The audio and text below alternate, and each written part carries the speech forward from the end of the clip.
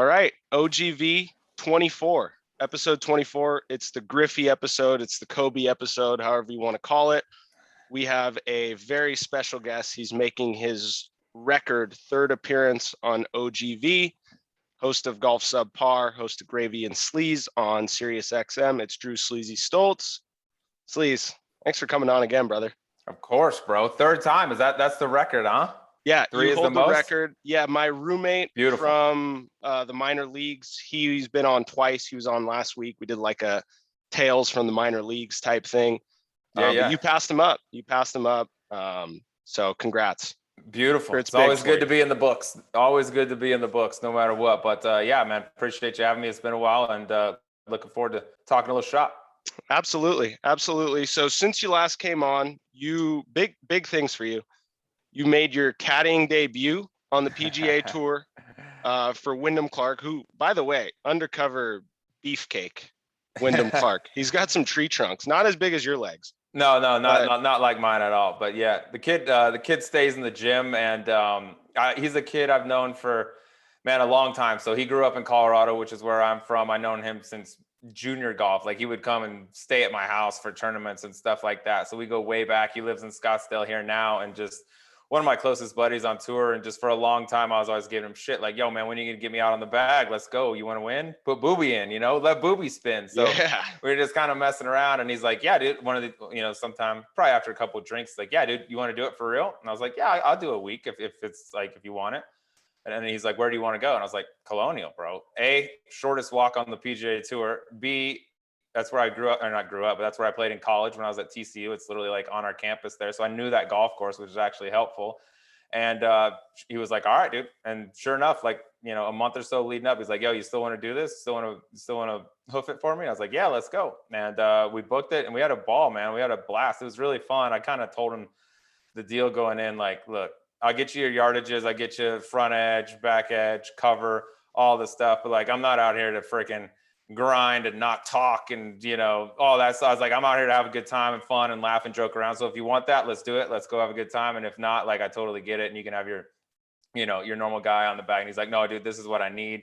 He was at the end of like a 5 or 6 week stretch playing in a row. So he was already kind of gassed, and he's always played like shit at Colonial too. So he's like, dude, I would probably just take this week off otherwise, but like, since you're caddying, let's do it. And we went out there, we joked around, laughed, had a good time. It was a little more like grab ass, I'm sure, than he's used to, but I was just trying to cut up and laugh and have a good time. And he ended up playing great, man. He's top 20 that week, right. Which is his best finish like in a long time. So maybe there's something to be said. But anyways, 1 for 1 on top 20s in my caddying career, and I think we're gonna make it an annual thing going forward. So we're already booked for next year. And dude, it was fun. And that kid is loaded with talent, man. Loaded, hits bombs. I mean, destroys the golf ball, putts it.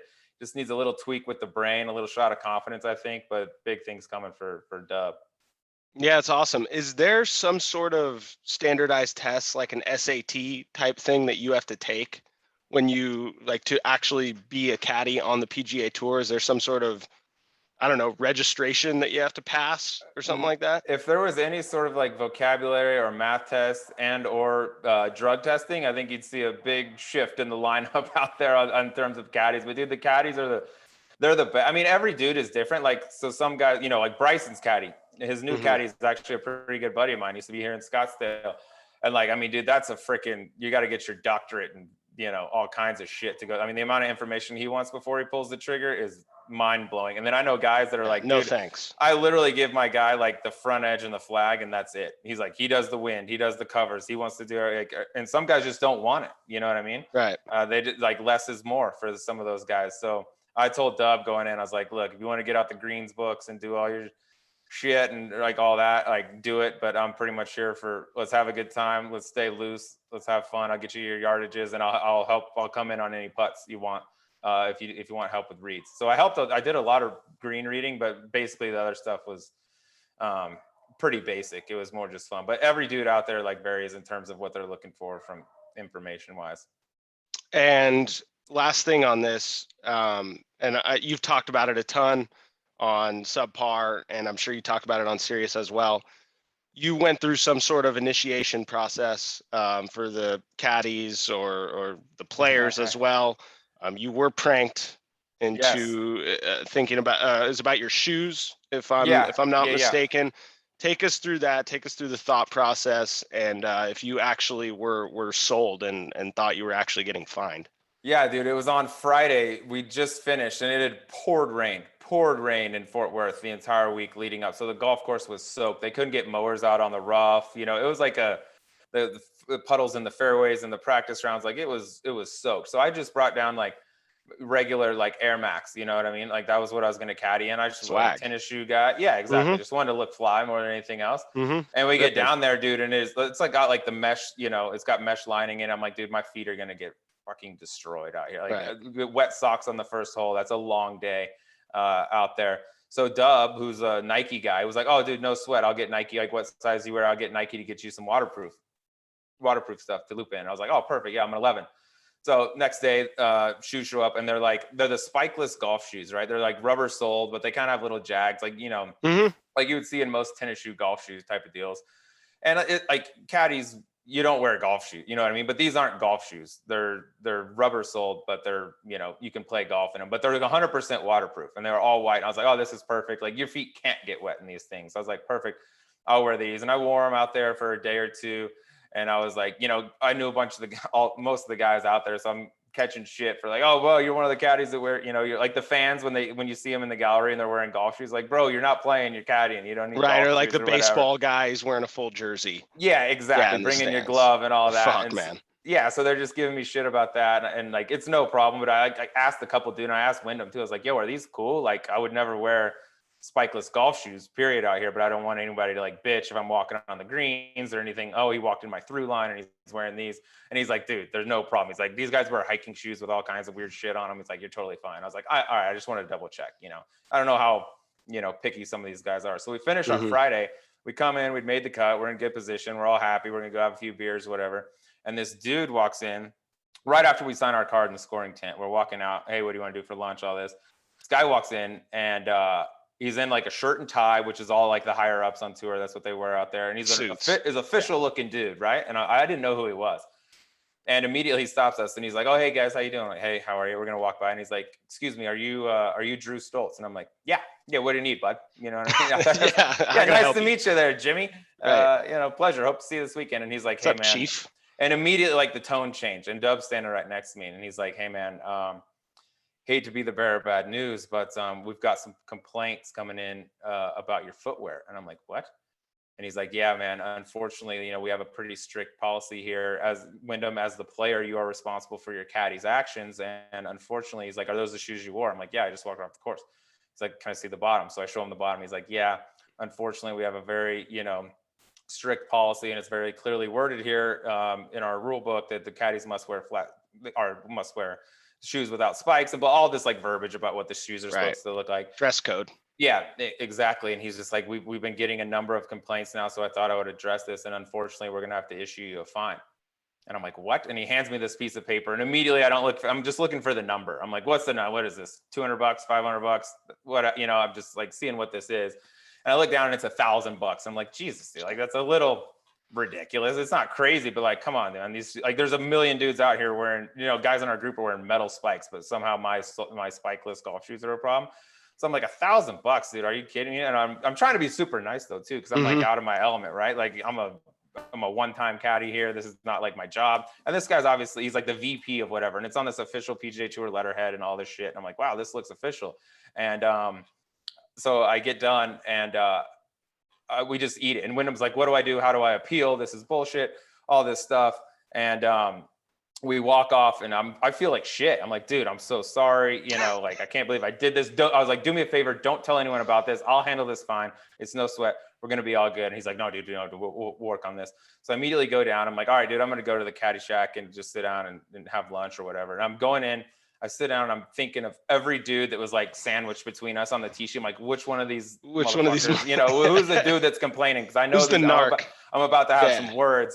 And I'm sitting there, 45 minutes passes and I'm like, all right, I'm done. I'm going to get up and go meet Dub. We're going to hit some putts or whatever. And immediately at that time, my phone starts vibrating and it's like, you've been tagged in an Instagram post. You've been tagged in a Twitter post or whatever.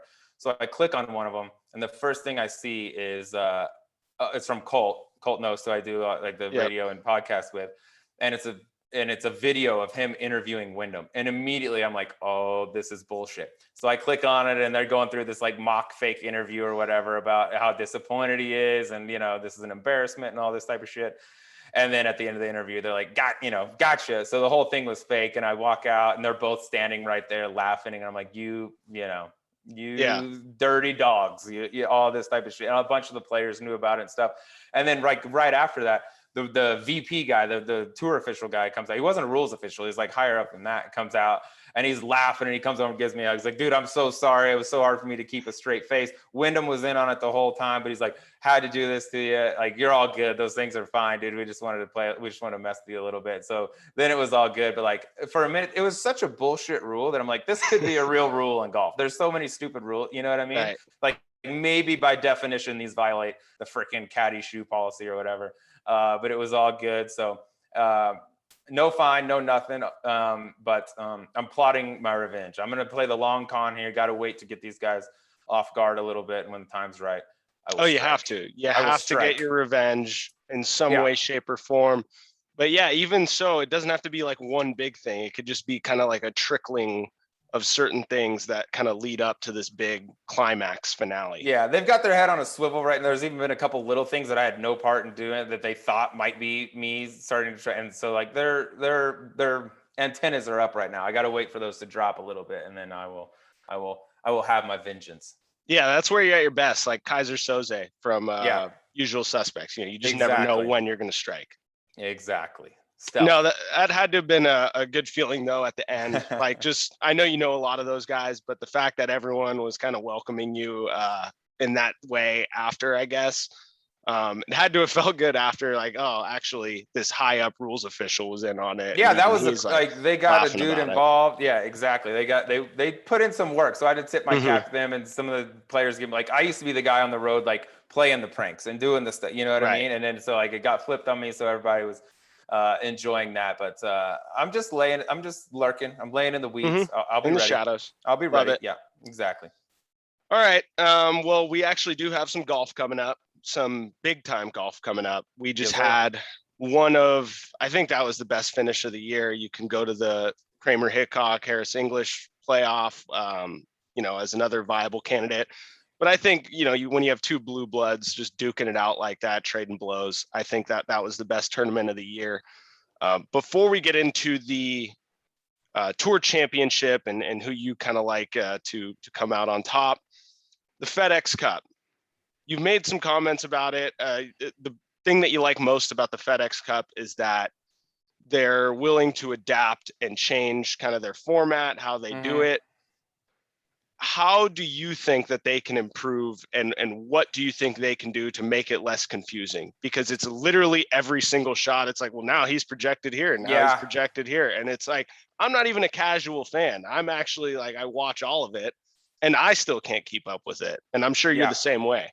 Yeah, it's better now than it was when it first came out, right? Because at the beginning, everyone started at 0, but there were only a certain amount of guys that could win. Then they changed it to where, like, okay, well, and we needed everyone to have a chance to win this thing. So even if you're 30th, if you win the golf tournament, you can win, but then it's got to play out the exact way that it has to for you to win. That was confusing. You never knew, like, all right, Jim Furyk would miss a putt on 12. They're like, oh, that just bumped up Dustin Johnson to number. It was too hard to follow, right? So, I mean, they finally got to this thing where it's like, whoever's on the top of the leaderboard at the end of this week wins the FedEx Cup. And the only way to do it is to do the staggered scoring like they're doing right now. And it's gotten better because, like, no one can. You look up and you see a dude in 5th, but he's projected to win the FedEx Cup. It's like, it sucks. The guy taps in for a 72 the last round, and he's an hour before the leaders. And like, there's your FedEx Cup champion. That sucks. They'd be like, the Super Bowl being won a week before the Super Bowl was played by a team that's not even in the Super Bowl. Like, that's shit. Right. You know what I mean? So they've changed it. They've tweaked it. And now staggered scoring, is it perfect? I don't know, but I don't know that there is a perfect way to do this thing, because it's accumulative scoring, right? It's all throughout the entire season, total points and all this stuff. So like, there's sliding metrics that are going on the entire time. It's not like I guess the one way it could be, but you'd have to shrink. I mean, people have suggested a match play situation, right? Let's change it and let's make it a match play final. But then you run the risk of, like, it's 18 holes of golf. All these guys are pretty good. Do you want to get some of the smaller names, run the risk of, some of the smaller names not being there on the final day, and this thing has no juice to it at the end. That's been mentioned. Shrinking the field and making it so that everyone there, like whoever wins this week, all right, you made it to the final 12. All right, now we're starting at 0, winner take all. But then it's like, all right, well, what if a guy wins the first 2 playoff events and then has a shitty East Lake and he doesn't win? He was still the best in the playoffs. You know what I mean? So there's so many different ways you can do it. I think the good thing about what they're doing right now is that like the name at the top of the leaderboard on Sunday is your FedEx Cup champion. And he, you know, the winner's probably going to come out of one of the last groups. You're going to have this big moment and all this type of stuff. But it still is not, it's still imperfect because like last year, for example, Xander Schauffele won the golf tournament. He shot the lowest score at East Lake for 4 days, but he wasn't your FedEx Cup champion. And it's like kind of a weird deal. Like, oh, that dude just beat everybody, but he's not the guy holding the, you know, the big trophy at the end. So I think what they have right now is the simplest way for average people to tune in and understand what's going on. Is it perfect? No, but you'd have to tweak the entire format to make it like, you know, the part of the cool part is it's not a normal golf tournament. It's the whole season, right? It's not just one game, one event, whatever. And until they go to that, you're going to have some sort of weirdness going on because of the sliding scale. Right. And it is tough to strike a balance of rewarding someone for an entire season and then kind of having the bravado of the tour championship per se. Yeah, exactly. That's why it's still a little weird. Like I said, with Xander, like, boom, he was your best player this week. He won the golf tournament, but he didn't really win because he started, you know, 6-8 shots back or whatever it was. East Lake Golf Club. It's in Atlanta, correct? Correct. Was that part of Atlanta Country Club or something along those lines? What can you tell me about East Lake Golf Club and who does it favor? The only experience I've had with East Lake Golf Club is in PGA 2K. And I went in, you know, as the leader, was 10 under, and then I just choked it away. So it was a really difficult course. I had some issues there at East Lake. So what can you tell me about East Lake Golf Club and who does it favor? Yeah, it's a tough golf course. It's a par 70. They flipped the 9s around a few years back so that it would end on a par 5 versus a par 3, which is kind of a unique thing. But it's not one of your like 7,700 yard bombers paradise, things like that. It's a relatively shorter golf course. Like I said, par 70. The rough is the main thing that makes it tricky here. Hitting fairways is so vital. This Bermuda rough, it's not all that long, but anyone that's played golf in the Southeast or whatever is familiar with Bermuda grass. It's really tricky because that ball just sits down to the bottom of this stuff. So it doesn't have to be long. And from there, there's so much guesswork. So I don't know what the weather has been like this week, but if they haven't had rain and they get those greens firmed up a little bit, it is really, really hard to hit greens if you're playing out of the rough all week. Because there's a lot of water too around the greens. There's a lot of water. There's some trouble holes out there. There's some big numbers that can lurk, particularly the par 3. I believe it's like, I get my 9s mixed up because when I played it was reversed, but I think it's like 11 or 12, long par 3, lake on the right. You're going to see some numbers made there. But it's just a golf course. You have to hit it in the fairway. And it's not short enough that you can, I mean, maybe some of these longer guys, if Bryson elected to not hit driver, he could probably play an iron out there and he's still going to move that thing like 300 yards. But you need a little bit of distance. I wouldn't want to be laying it back on 250, you know, hitting it off the tee 250 every hole and then coming into those things. But if you are a guy that likes to send driver on every hole, because at most of these venues on tour, you blow it in the rough at 115 yards, cool. I'd rather play from the rough from 115 than the fairway from 150. I'm going to be better. Greens are soft, they're receptive, especially like Caves Valley last week. That's why you saw that place get annihilated. I mean, it was just so soft. You couldn't keep those guys from hitting drivers in those conditions. So this place a little tougher. I mean, the last 2 years, when DJ won last year, he was the leader going in at -10. He ended up finishing at -21. So he shot 11 for the week, which is pretty damn good. And the year before, Rory won it at 13, coming from behind. You know, he started back a little bit. But I think you got to think the winning score, depending on wherever you're coming from, you got to get to the mid-teens probably, at least. I think that 13 is light. I don't think that'll hold up this year.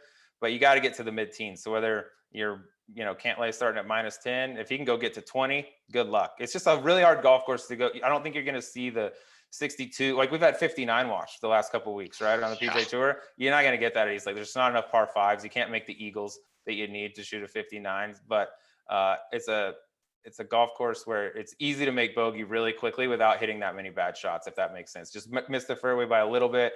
All right, can't hold the green with this 8-iron.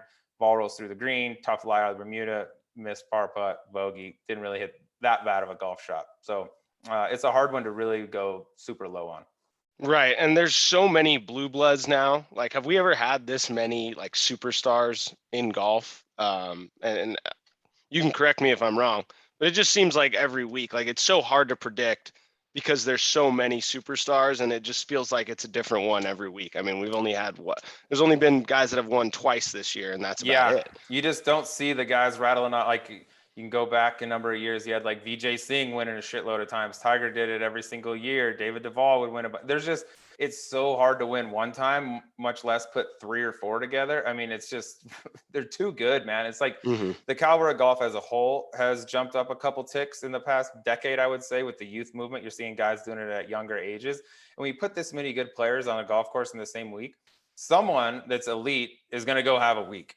And dude, you can't win anymore without your A. Like Tiger used to be able to win with his B game. There was a bigger gap between the elite guys and then everybody else. And now Mm-hmm. it's just stretched out more to where some guy you never heard of might go out and have a week and he's going to be really hard to beat. It's just way deeper now. And you're seeing it with the guys that are winning. They're only winning once, maybe twice. That twice is really hard to do. You know what I mean? So it's just the depth is crazy and just the caliber of golf. I mean, dude, 27 under catches you a playoff. That golf course ain't that easy, dude. I know it was soft. I don't give a shit. I know it wasn't windy. Doesn't matter.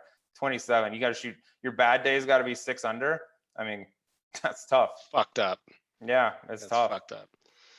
All right. Well, we'll end it with this. This is your favorite event ever coming up. Yes. It gets you from 6 to midnight. Yes. Just launches the rocket. You're going to be Quickly. covering the Ryder Cup for the first time ever. And I mean, I don't even know where to start. How excited are you? What are you looking forward to before we get into sort of the teams and analyzing, who should be favored and whatnot, or who should be picked? How excited are you? What's something that maybe you haven't thought about that's going to like be one of the pleasant surprises of covering it? Man, I'm excited about everything with this event. I love golf. I was in the game for a long, long time, and this event always got my juices going more than anything. Like when it was in Europe and I was in college, it was like, oh, skip class the next day because this thing's going to be on at a weird time and I need to watch it, all that sort of stuff. I just love it because it's so, the atmosphere You would go to is so, class. Oh, anyway. of course, dude. Yeah, and I was probably already acing it, so I could miss Yeah, a few and still be course. top of the class. You know how the deal goes. But it's just so different than any other like golf tournament. Like, dude, the first tee, that stadium, I mean, the chants that are going on. We got dudes with their faces painted and flags are waving and guys are going crazy. Like, you just don't get that in golf. It's pretty buttoned up. You know what I mean? Like, it's pretty quiet, please, all that sort of stuff. You're going to see guys on hole 4 make an 8-footer for par and throw a fist pump and high five and go crazy. Like, dude, no one's throwing fist pumps on Thursday in a tour event. You get laughed out of there. You know what I mean? You don't see it till Sunday back 9. And it's just like the juice, the energy around that joint is wild. And there's a bunch of fans, but they're all jammed into certain holes. There's really only action going on at like 4 holes at a time. So they're all in there. There's no like, oh, let me get a reprieve from the fans. The gallery's everywhere. You know what I mean? It's not just one group. The leader, like they're all out there and it's just nuts. And I love how much the players love it too. Even though there's no money involved, it's hard to get pro athletes in it to be, engaged in anything, especially when there's no money involved. But these people, like, these guys that are in it, you talk to them and they're like, man, like this thing means everything. Like we want this thing bad. I mean, Jordan Spieth just said, I'd rather play like shit at the Players Championship than I would at the Ryder Cup. I'd rather play better at the Ryder Cup, and there's no money, and the Players is the biggest person in golf. You know what I mean? So that just kind of shows you what it means to these dudes, and just getting up there, especially on U.S. soil, and with the run we've had in the Ryder Cup of late. I mean, we've been getting dominated over there. I think everyone wants to right that ship on the U.S. team, and then you throw into the mix that like we got some interesting team chemistry going on inside the team room here. You got Bryson and Brooks, clearly not the best of friends in the world. Cantlay and Bryson had a little something this Everyone past in week. Bryson. If Patrick Reed is healthy and gets picked onto that team, you could throw him in the mix. I don't know that there's anybody that's in love with him, but like that, like, so the team chemistry in the U.S. room is going to be a little bit different, but like, can they put it together and put a week together and bring this cup home? Because on paper, we seem to be the favorites every year, but it doesn't play out like that. Yeah, that's like one of the things that I wanted to ask you about in terms of the picks. It just seems like all the Europeans do is just putt. Like they can putt the shit out of it. And they got some match play dogs. Do you think Strick, I'm sure there's going to be maybe one that's outside the top 12, 2 potentially. Who do you look at those guys? every team, they got to have some muscle. You got to have an enforcer, some guy to just take the punches, throw the punches, kind of like in hockey.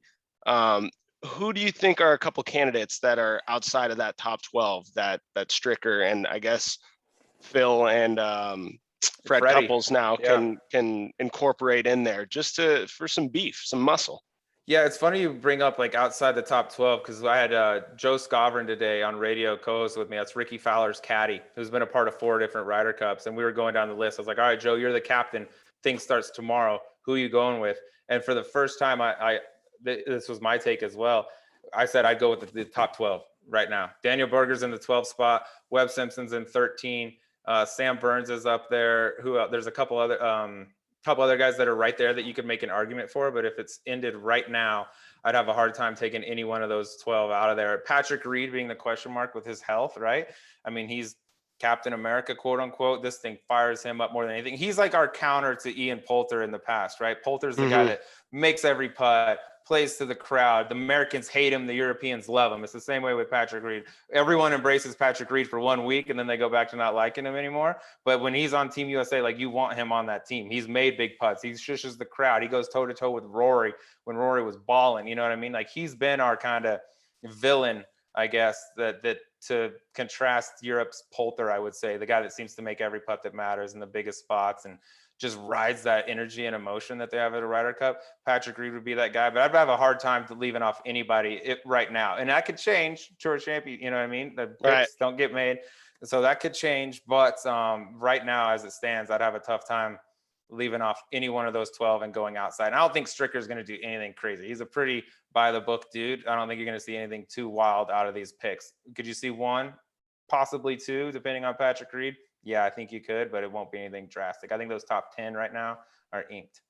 Yeah, 2 or 3 weeks ago, I was pretty emotional and I tweeted, I think the top 3 at that point, it was Finau, Cantley, and Berger.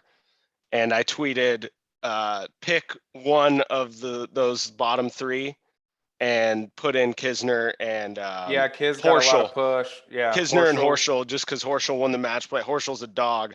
But clearly that was just a terrible take by me because then now they've well, that's the thing, dude. Those were the names I was floating around. I said Tony Finau for a long period of time. I was like, dude, Tony, honestly, the guy, like we lose because we don't putt. And Tony Finau is an incredible player, but putting is his one Achilles heel, right? Like I need some putters. Give me some dudes that can roll the rock. Berger rolls the shit out of it. Webb rolls the shit out. Like give me some of these guys. And then Cantlay was he wasn't playing bad, but he wasn't playing great. And he was just kind of sliding. And I was like, Cantlay might be on the hot seat. Even though I think they're going to pair him with Xander the entire time. I think that's locked. It was still kind of like you could make an argument if somebody right behind him started having some good golf that you could be like, man, he's hotter than Patrick right now. And then what's he do? So both of those 2 guys that I kept bringing up went out and won and put that to bed quickly. That's why I think like the bubble right now is pretty damn small. Yeah, it's nuts. Berger's been unbelievable, dude. He's won 1, but he has not played. He's missed like 1 cut in his last 20 something events. He never plays. Never bad. finishes out. It's of like the the top Schauffele thing, dude. He never plays bad. Right. And he's got. I was talking with Scott about this too. Like he's got that juice. He's got a little moxie. He's got some swag about him. Like I don't want to put him in an Anthony Kim category, but Anthony Kim brought that to Valhalla. We had to do with a little, you know what I mean? Like just fuck you. Exactly. He had that in him, and Berger's got that in him too. Maybe not to the extent that AK had it, but he's got that dog and just that like he ain't gonna lose. Yeah, something that like when I was gonna go into coaching and something that I just kind of always tried to bring with me was you just gotta love getting punched in the face. Like you just gotta smile at that stuff. Yeah, he ain't gonna back down from a fight. You know what I mean? Right. And not, I would say that, figuratively, obviously, but like he's just a dude that like not a literal homegrown swing, figured out how to get it done, competitive as all shit, and just got a little bit of he's confident. He's got that, he's got that juice. Before I let you go, is the chemistry going to be an issue at all? I don't think so, man. I don't. Clearly, grown ass men. Brooks and Bryson don't like each other. Dude, you get in a room and Steve Stricker, Freddie Couples, and Phil Mickelson are in the room, and they're like, "Hey guys, we're gonna fucking keep it pretty tight this week." You know what I mean? I don't care. You guys aren't gonna play together. You're not gonna be in the same group. You're not gonna play practice rounds together. You go out and do what you do best, which is play golf. He's going to do the same thing. Don't make it uncomfortable for anyone else in this room. Don't make this week about you. You can go back to hating each other and tweeting and doing all the shit you do after this week. But this is about team. You're on a team this week. It ain't about you. So shut up and handle it. And I just got to think, dude, with the people that are in that room, it would take some serious balls for either one of those guys to cause a storm. I don't think you got to love everybody. I think it helps when you've got a team that loves each other and they're all hugging and high-fiving and all that. But at this age, dude, like, you can put it aside for a week. You know what I mean? There's sports teams out there that got guys that don't get along all over the place, and they put it aside and play, you know? So we just got to do the same thing. I don't think it'll be that big of a deal. Right. It's almost like they don't like each other so much. It's two negatives equaling a positive. Like, if they just didn't care for each other, whatever, it's like they hate each other so much. It's like that could breed something special. Yeah, just keep them away from each other. And I think the perfect opportunity for two guys that could really use some good PR in the world. I think if I'm Stricker, I'd love to see, assuming Patrick Reed is healthy and on that team, give me Patrick Reed, Bryson DeChambeau. You guys can go be team villain. By the way, for the first time ever, you're going to be on a golf course where the entire place is rooting for you. They're going to love you. They're going to want you to play great. There's going to be no heckling in any of this week because they're Team USA, right? We're all on the same team for this week. And I think it's a huge opportunity for both those guys if they went out and were paired together and put 3 points up on the board in the team competition out of 4, or God willing, maybe get fourth. I mean, dude, I think you would see some changing of opinions if they went out and did that and helped the U.S. get the cup. Oh, for sure. Winning cures everything. Mm-hmm. Exactly. All right. Well, this was phenomenal. As always. When are the Get Amongst Advisors going to be available? I saw you just released the Birdie Juice polos. Those are swaggy. We got what you guys got going. We got a brand new shipment coming in 2 weeks, mid-September. I believe it'll be the second week in September sometime. All that'll arrive. All the Get Amongst, all the new Birdie Juice stuff. We got new hats coming in. The hats will be in. We got some new designs on those. Those are great. And then the visors, dude. I mean, God, it is like, I don't know if it's COVID or what, but Jesus, the backup on these things is wild. But those should be there shortly thereafter, and everyone can get laced up. We got some new designs for that too. So stay tuned. golf.com/Subpar'S. Check it out if you need some swag. Yeah, that was like the main question that I was asking my friends and like family. Hey, you got any questions for Sleeze? They're like, when are the Get Amongst Advisors coming? Dude, I wore one when I was caddying for Wyndham. The amount of like Get Amongst it and Subpar and all that stuff was wild. It was so fun. And like on Twitter, like where can we get those visors? We're trying, man. I don't know what else to do. It's just backed up like crazy. I had no idea. But they'll be here soon. Yeah, I'm sure you're like the first like knowledge of inventory guy too. Yeah, so. I'm like, dude, I don't even know how any of this shit works. So, but I do keep tabs on the visor. I keep emailing like, yo, when are these things coming in? And supposedly soon. So you can get your headgear right for the fall. Right on. Well, always a pleasure. You're welcome on anytime. Appreciate you, bro. To keep your record going on appearances of OGV. Yes. But thanks for the time, Sleeze. Always really appreciate it. Anytime, brother. Thanks for having me on. All right. Take care, man.